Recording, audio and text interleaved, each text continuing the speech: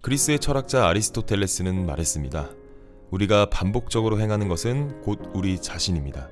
그렇다면 탁월함은 행동이 아니라 습관에서 비롯됩니다 라고 말했죠.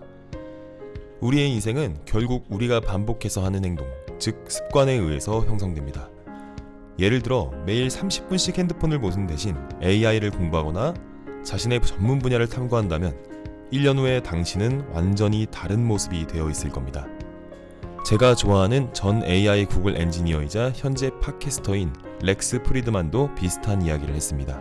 이게 모든 사람들에게나 해당되는지는 모르겠지만 적어도 나에게는 하루에 1시간도 아니고 단지 10분만 투자해도 매일 조금씩 반복하는 것만으로도 놀라울 만큼 실력이 좋아질 수 있다는 걸 깨달았다. 사실 1분만 해도 괜찮은데 1분으로 끝나는 경우는 거의 없고 보통은 1시간 정도로 이어지곤 한다. 하지만 최소한의 시간을 정해놓고 어떤 상황에서도 매일 꾸준히 한다면 습관이 생기게 되고 그로 인해 기술이 축적되는 효과를 얻게 된다. 그는 하루에 30분도 아니고 단 10분만 꾸준히 해도 인생이 바뀔 수 있다고 말합니다. 문제는 습관을 만드는 것이 쉽지 않다는 점입니다. 이 렉스 프리드만의 말처럼 동기부여는 순간적으로 반짝할 뿐이고 금방 사라지죠. 우리가 습관을 형성하기 어려운 이유는 단순합니다. 스스로에게 흥미를 느끼지 못하는 일들을 억지로 습관화하려 하기 때문이죠. 남들이 중요하다고 생각하는 일을 강제로 하려 하기 때문에 지속되지 않는 겁니다. 우리가 해야 할 것은 흥미를 느끼는 일들을 습관적으로 만드는 것입니다. 현재는 필요 없어 보일지라도 그 습관들은 언젠가 우리 삶의 중요한 연결고리가 됩니다. 스티브 잡스가 캘리그래피를 공부하며 혁신적인 디자인을 만들어냈던 것처럼 말이죠. 스티브 잡스는 이렇게 말했습니다. 내가 학교를 중퇴하고 일반 수업을 들어야 했던 때 캘리그래피 수업을 듣기로 결심했다. 거기서 세리프와 산세리프 서체의 차이를 배웠고 글자 조합 사이의 간격을 조절하는 방법, 그리고 훌륭한 타이포그래피가 무엇을 의미하는지를 배웠다.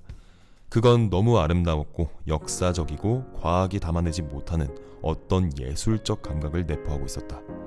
이 모든 것이 당시 내 삶에 실질적인 적용 가능성이 전혀 없었지만 10년 후 우리가 최초의 매킨토시 컴퓨터를 설계할 때 이 모든 지식이 되살아났다. 우리는 매킨토시의 아름다운 서체들을 담았고 이것이 세계 최초로 다양한 서체와 비례적으로 조정된 글꼴을 제공하는 컴퓨터가 되었다.